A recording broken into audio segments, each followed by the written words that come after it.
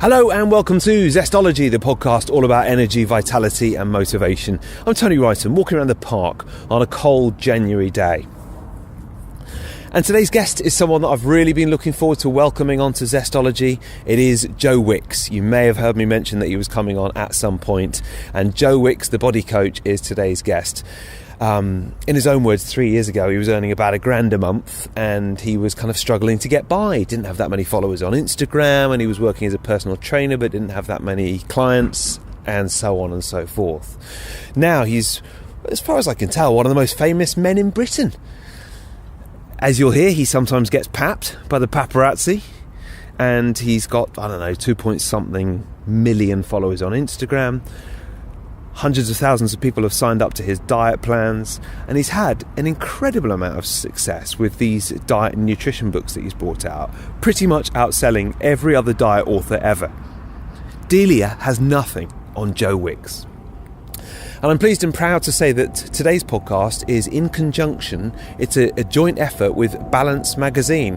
And Balance were kind enough to ask me if I would like to go and interview Joe for the cover story of their transformation episode in January, which is out now. So you can get Balance all over London. It's a free magazine. You get handed it at the Tube and so on. And you can also go to balance.media and read my article about meeting Joe online. Joe is also guest editing the January episode of Balance magazine, and you know what, he's just a lovely chap, as you're going to hear. One of the things that I loved about meeting Joe Wicks is that following him on Instagram, he comes up with loads of great stuff, but I wasn't sure how much he would open up, how much he would like to open up and talk about himself and his personal life and stuff, and he did, which was great. I don't know if it's because he was jet lagged or I lulled him into a false sense of security, but I felt like I learned quite a lot about him actually, and I really enjoyed that.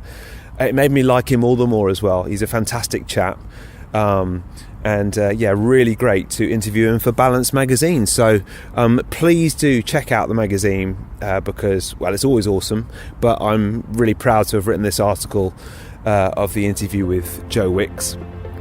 And here he is on Zestology.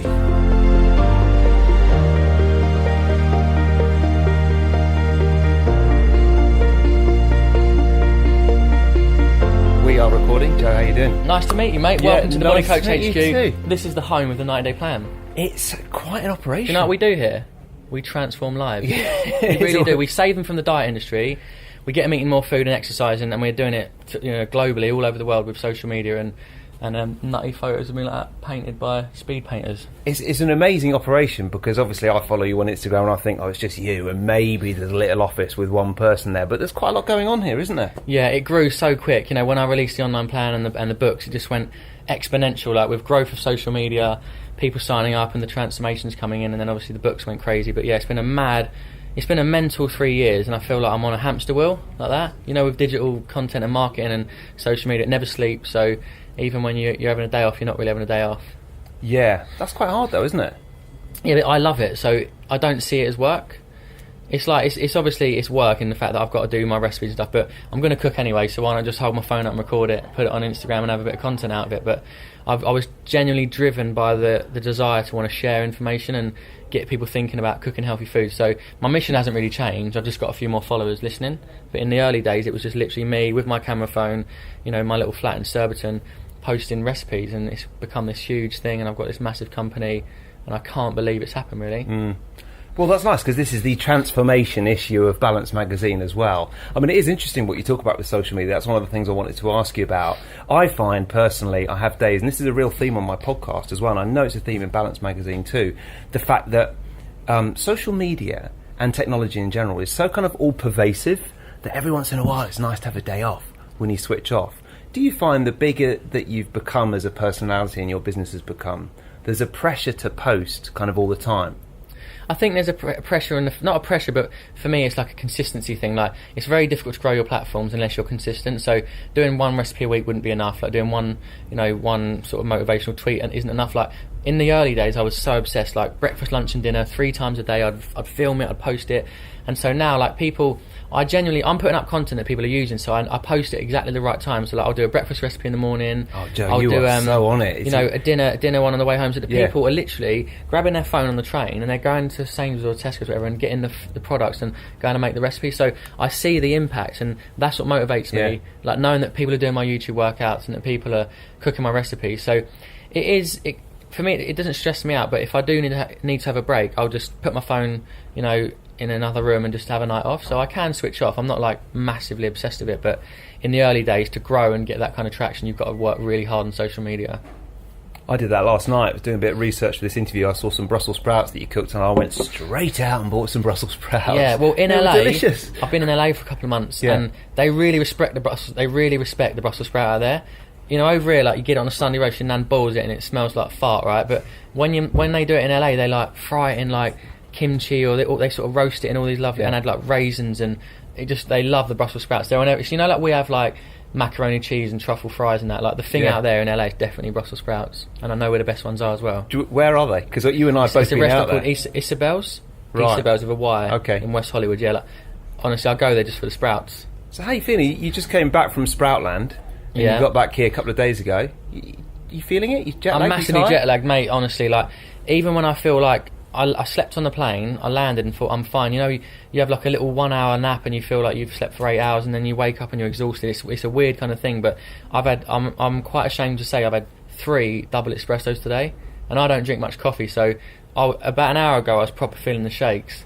I don't normally drink coffee, but I've been so tired today. But anyway, still here, aren't I? You're still doing pretty well, because I walked in, it was all going on, you having photos taken, you've got publicists everywhere, there's people taking notes, it's all chaos. Today, I'm only back for a week, so today's been a mental day. Like I did the Lorraine TV show this morning. I've had meetings, like meeting, photo shoot, so pretty full on day. It's not always this mental, but today is pretty much a cramming it all in kind of day. And when you're not feeling at your absolute best, which if you've had 3 hours sleep and you've had 3 double espressos, how do you feel about that? Because people hold you up. It's a little bit similar in terms of, I'm doing this podcast on health, and therefore if I've got a cold, my mate's like, oh, there he goes, he's supposed to be the one who knows all about health. Yeah, but everyone's human. No, I literally don't drink caffeine. I don't ever drink coffee. Like the reason I do espresso is because I hate the taste of it, so I shoot it. But I'm just genuinely, I'm proper run down from this. It's just the jet lag. I'm normally alright. Like I normally just do my workout, have a healthy meal, and I've got the energy. But today I was like, Nikki, please get me a coffee. Yeah. So what's the plan tonight after this then, to recharge? What do you do when you need to recharge? You'll think I'm mad, but I'm going to work out, because if I go home now, what time is it? If I go home now, I'll just go straight to bed and I'll wake up at silly o'clock. So I'll do a little 20-minute hit session, probably on my spin bike, and then get to bed about 11. Will you film it? The sleeping in bed? No. Oh, the hit session. Yeah. I tell you what, that would probably get quite a lot of viewers if you did film the bed bit. No, I won't film it. I might do, probably. I'll do an Instagram story. Yeah. And then you're going back to LA next week. What's taking you back?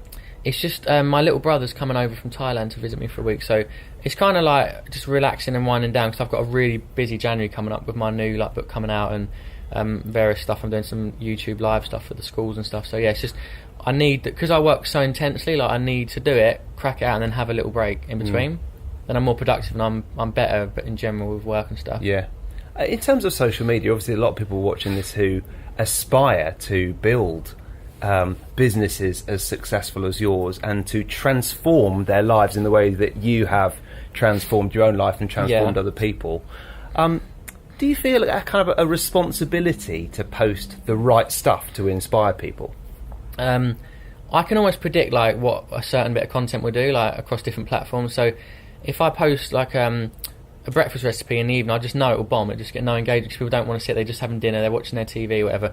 So I understand the importance of timing of posts, but it isn't a pressure. I genuinely love, I'm basically like a virtual personal trainer in your head, like encouraging you to exercise when you don't want to do it the most, encouraging you to prep your meals and cook when you really can't be bothered. But it's by having that little bit of inspiration that I've really changed a lot of people's behaviours and their attitudes towards like eating and dieting and exercising. So it's my mission. Like I always say, like my mission is to get the whole world like thinking about healthy food and getting them lean. What do you tell people who want to do what you've done? In terms of social media? In terms of being an inspirer. Or social media. Or just transforming their lives in some way. Like, what's the secret?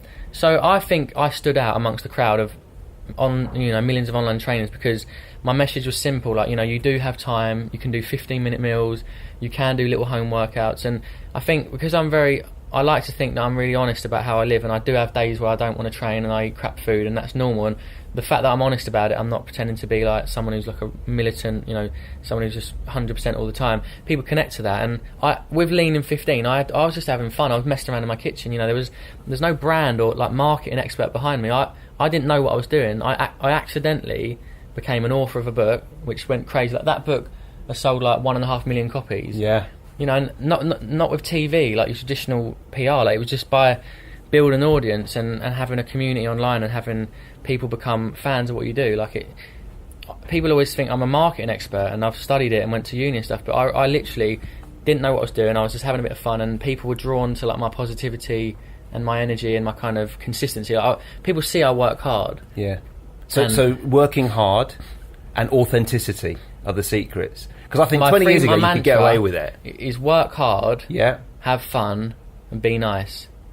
If you do those three things, like in work, in relationships with your mates, you'll be winning. You'll smash it. So if you consistently work hard, have fun in between, and enjoy what you're doing, and you're nice to everyone you meet, whether it's an assistant or someone that's a top photographer or someone that's a director of a company, I treat everybody the same. And I always have since I understood about. I'm adding one to your recipe for success. Be honest especially like when you post that authenticity. You were saying, as people can tell that you are nice, and also they can tell that you're honest. If there is a downtime day where you're not eating the perfect food or you are a bit jet lagged, you'll talk about it. How kind of on it are you in terms of your food? How many meals out of the week would you not be eating optimally, for example? Well, when I was in America, I started off really healthy. I was eating really lovely, veggie and vegan, and having the odd treat. But then I got on the ice creams and I got on the burgers and the chips, and you can be really healthy there, or you can be really unhealthy. But because of my business and what I do, I obviously cook a lot of my own food, so I'm not eating junk food at home really. But more so, if I go out to a restaurant, I'll treat myself to a dessert and have a couple of cocktails. But I'm very balanced. But when I have a goal, I'm really focused, so I can just stop eating chocolate and sugar and naughty stuff almost instantly, whereas a lot of people struggle. They sort of think they've ruined the week and they've ruined their diet and they keep it going, and it's a vicious cycle. But you have to accept that there'll be days that you don't prep your meals, you get really tired, you walk into a shop and you're starving hungry and you grab a chocolate bar. That happens to everybody. The key to it is to try and prepare in advance, and I always say fat loss and nutrition doesn't need to be difficult. It's just about taking it back to basics, like go food shopping and get healthy ingredients.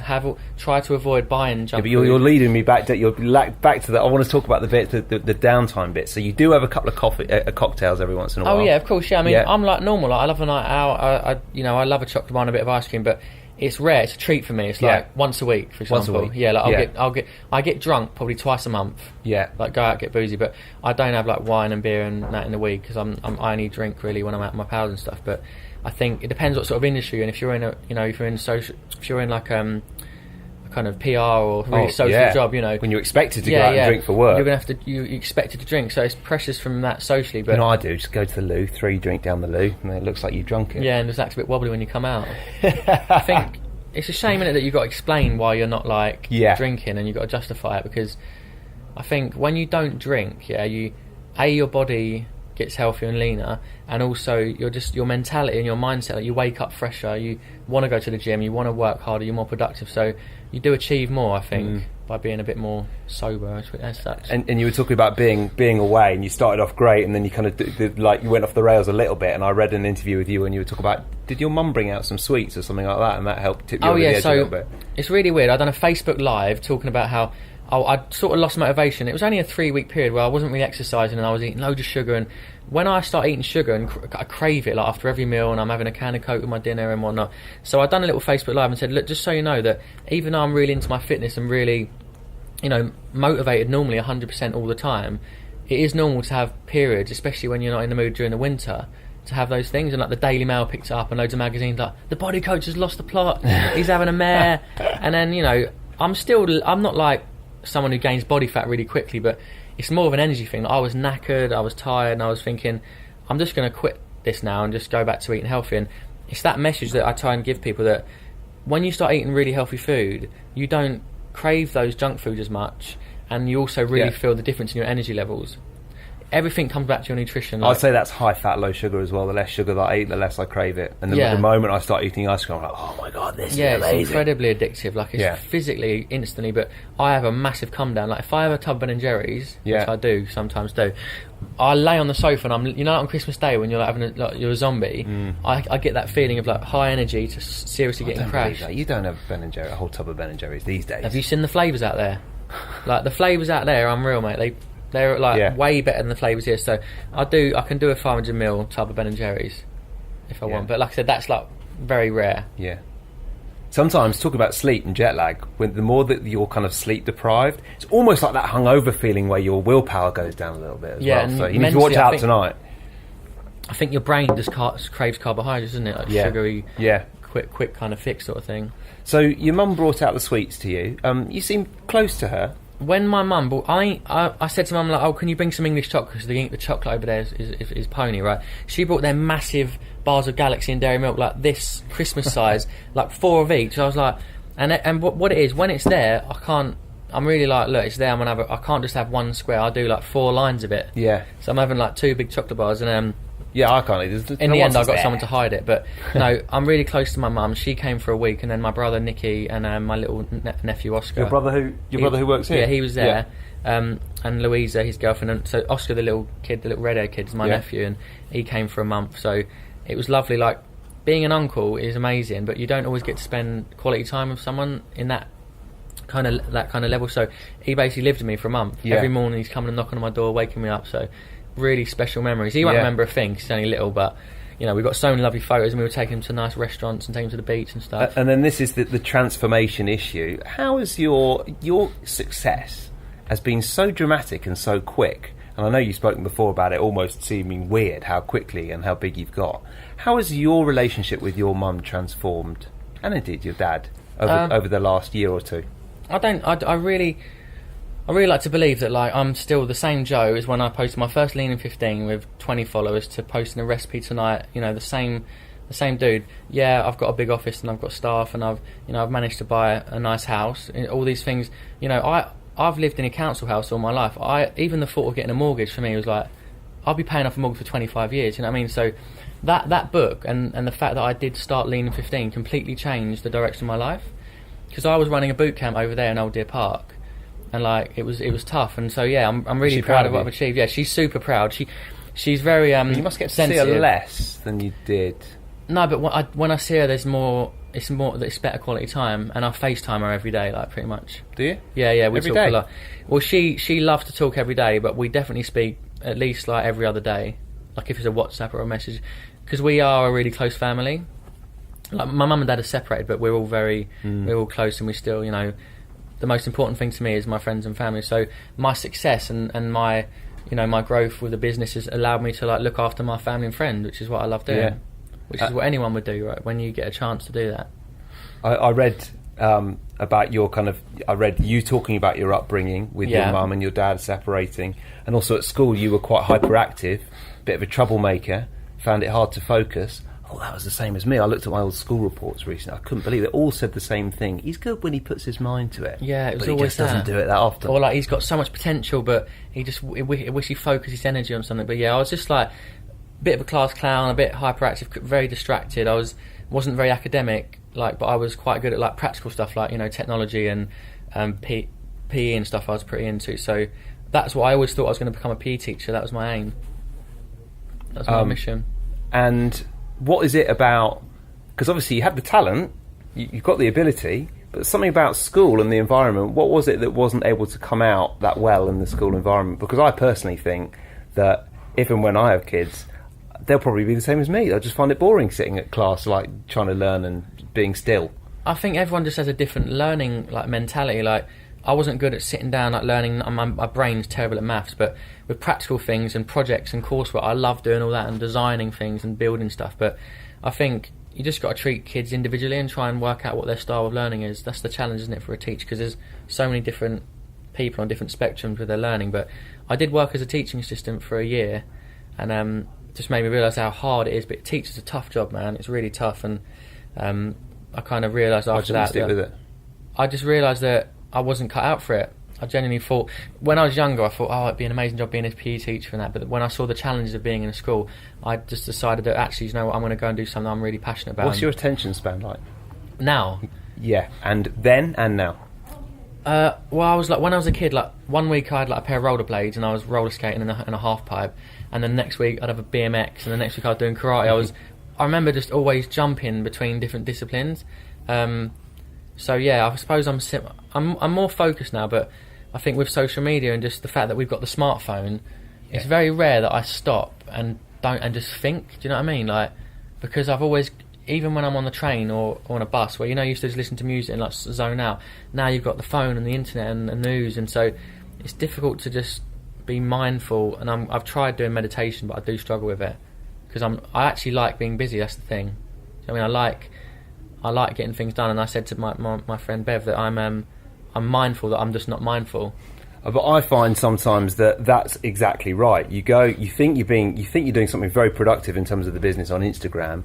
45 minutes later, you've gone down a rabbit hole and you're watching someone's dog sing a song or something. Yeah, it's crazy, isn't it? But how often do you find that happens? All the time. Like, on YouTube, you go on a YouTube journey, end up somewhere. But I'm kind of, I do have days where I can just leave the phone, or I'll go away for a weekend and I'll leave my phone in the car. And yeah, it's nice. I do that now and again. When was the last time you did that? I did that. I went to Soho Farmhouse and I left my car in the car park and didn't see my phone for 2 days, and that was like media blackout. Do you know what I mean? Like, it felt nice though to have a little break. What was it? Was it hard at first? Cold turkey?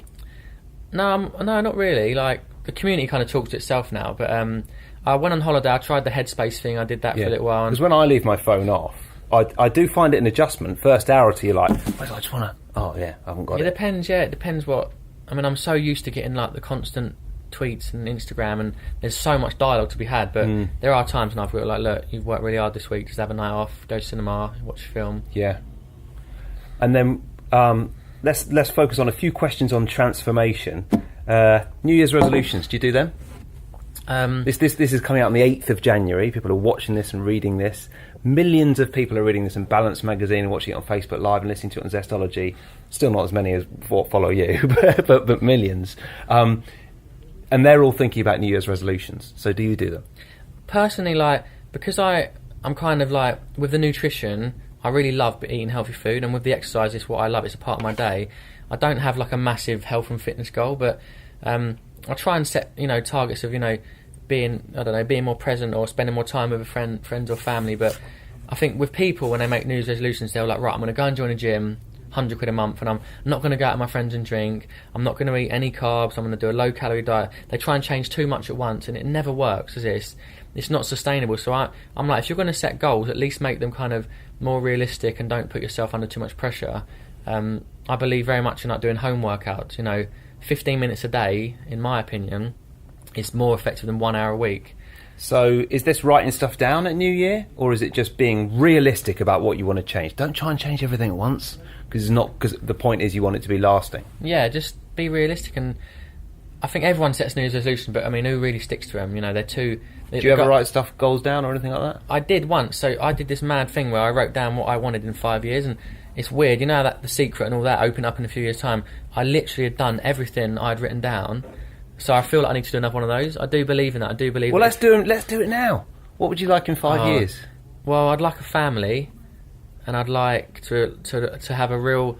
You know how like Jamie Oliver done the schools thing with dinners? I really do believe that there's an important issue with the kids and the fitness and the diabetes and the obesity. So I want to be known as someone that made a big impact, like on the schools and the kids in the UK and the fitness and stuff. So so we got family, we got changing school. Yeah, I want to be like known for that, not just an entrepreneur that made a few quid selling books and that, like someone who really made a behavioural change and like. What policy in schools. What other goals? Not necessarily work goals, but other goals. Family, relationships, money, lifestyle, housing.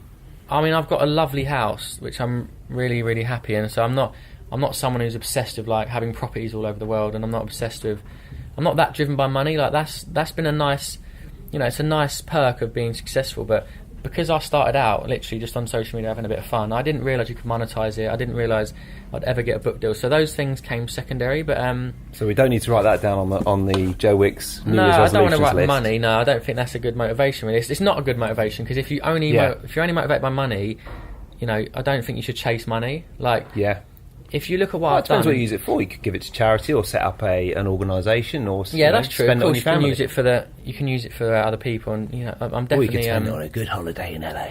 I do like holidays. Holidays are my thing. I just love going somewhere new, and I love taking. Cool, well, let's friends. put holidays on the. Okay, so travelling is always one. I think. So in 5 years' time, where will you have travelled to? I'd like to visit New Zealand. I haven't been to New Zealand, and. Do they know who you are in America? Not really. Like, I'm pretty much. Is that part of the attraction? Yeah. Most of my success is in the UK. So is that part of the attraction going to America so much at the moment? I want to get the whole world lean. I want to have global success, but most of my audience is the UK at the moment. Should we put global success on the? Yeah, I'd like. The thing is, I say that, but I don't want to be famous. Like, I got papped in Santa Monica, like, and it's in the Daily Mail, and I was like, it's really weird, like that someone's following you around the beach taking photos of you.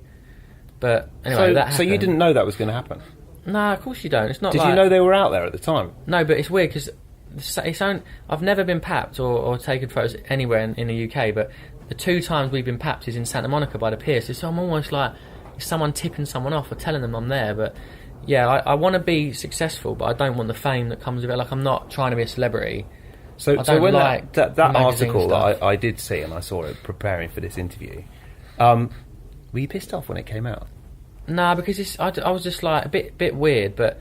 Yeah, because those are like intimate moments. You and your girlfriend kissing and stuff like that, isn't it? Yeah, I was just chilling out watching the sunset, but it's a little bit weird that they followed us around for an hour. I was a bit like, well, they must have been following us for quite a while because we were there and then we were there. But yeah, it's just part of it, isn't it? But I'm definitely... Because I know you've been asked you've been quite open about the fact you live your life in public, but you quite like to keep your private life private. Yeah. And there was that famous interview, Piers Morgan was asking you what was going on, and was it Jordan? Katie Price interviewed you as well? They've all had a go, but basically they just grilled me on the spot, and I'm a bit like, I'm quite shy with that sort of stuff. I don't really want to talk about that, but I'm a bit more relaxed about it now. But I was like, it's private, and we don't share stuff on social media together because it's our private stuff. We have nice photos and stuff together, but I don't feel the need to like couples goals and look how happy I am. Do you know what I mean? Like, that stuff for me is private. Yeah, because if world domination is going to happen. Yeah, it comes with it, doesn't it? There might be more of that. It comes with the territory, really, but who knows? Maybe I'll just stick to the UK. I'm happy. Do you meditate or do yoga or anything like that too? Yeah, I'm injured, so I started doing like vinyasa flow and some really good yoga to open up my hips. I love what it is. I love the physicality of it, but when they go spiritual, like some of these yoga teachers are really into their spirituality, and I feel like they're always like, let go of your stress and your anxiety and all your troubles, but I'm really not troubled. So when they do that, I'm like, I'm fine, I'm really happy. Yeah. I've got a lovely girlfriend, I'm actually like really, really happy. Whereas I feel like there's just this association that people are in yoga because they're trying to let go of all this negative energy, and so I'm a bit like, I switch off a bit when that stuff comes up. Yeah, I always think that's like kind of yoga word salad when a lot of yoga-y words come up. But yeah, it's a bit much, but I think meditation is really good for a lot of people, and like anything, like I got fit from exercise in the gym, and you need to train your brain and your mind with meditation. You can't expect to like be really good and be able to get deep into your mind and your breath when you do it like once a week. We've got a couple more minutes, so a couple of quick fire questions. This is for the magazine as well. Do you have any phobias? If so, what? Do I have any phobias? Well, I'm not a fan of like creepy crawlies. Is that a phobia? Arachnophobia? Yeah, but not a fan. It's not a phobia, is it? Well, that's arachnophobia, really isn't it? Yeah, but like, if I had a spider, like a little spider there now, how would you feel? No, alright, I'm not that scared of anything then, like proper. Yeah. I'll tell you what I hate. I don't know if there's if there's a name for this, but I can't touch cotton wool unless it's wet. Like, it squeaks and it makes you feel weird. Like nails on a chalkboard. Yeah. Cotton wool, like I just can't go near it. I have to get it wet, like to do my ears. You know what I mean? Or them little cotton wool balls. Oh, when you pull them apart. So like drawing on a chalkboard. Same thing for that, or just? No. I could draw on a chalkboard, but honestly, it's the softest thing in the world. But do not bring that near me. Okay. What is your greatest transformation to date? Would you say? In terms of personally for me? Yeah. My greatest transformation, I suppose, it's just realising that what I'm doing on social media is actually really helping a lot of people, and it's really changing the way people eat, and it's making people happy. So I'm kind of, although the fat loss is like the main thing with what I do, but it's more than that. It's like self-confidence, it's happiness. So I really love that I've used social media to become someone who helps other people. Yeah. And once I realised what I was doing, I'm like, this is what I'm supposed to do. This is what life's about. Like, it ain't about making money and selling books. It's about actually impacting people's lives. So when you nail that, when you find out what it is you love that really makes you happy, then you're literally winning. And I could lose all my stuff tomorrow, but as long as I'm doing what I'm doing and making and having fun, then I'm still going to be happy. And the odd holiday in Santa Monica. Yeah, Butlins. With no paps. It'll be Butlins and Bognor. Well, then you wouldn't have the paps, so... Yeah, that's true. And what country's diet would you most recommend? What country do you think has the best diet in the Joe Wicks body coach world? Well, I mean, somewhere like Greece or Italy, I think. You know, they're not like overweight really. They have loads of carbs, because carbs are fine, and they also have, like, you know, healthy fats and oily fish, and I'd say it's the Mediterranean or whatever, Italian sort of. Yeah. Joe, you've done very well. I've got one more question for you. What is one book you'd recommend and one tip for living with more energy and vitality? And bearing in mind you've had 3 hours sleep and 3 double espressos today, and you don't normally drink coffee, that energy question could be a good one, because you might want to take your own advice. So it's my favourite book to recommend. Favourite book to recommend, or like any book you think that might inspire people, or a book that's inspired you. It might be something you read recently, or something you read a while ago. I'm not a massive book reader. I'm a massive podcast listener. Yeah, okay, perfect. Podcast, right, so rather than say book, I'm going to say you should definitely follow this podcast called How I Built This. Have you listened to it? No. It's brilliant. It's called How I Built This, and it's about entrepreneurs and people that have set up companies, you know, from things like Airbnb to Instagram, and to, like, you know, different products. And it's just incredible, because it's the same thing. Like, there's this guy called, he set up Stonyfield Organic Yogurt in America, and he was literally one man with one cow, milking a cow, making organic yogurt.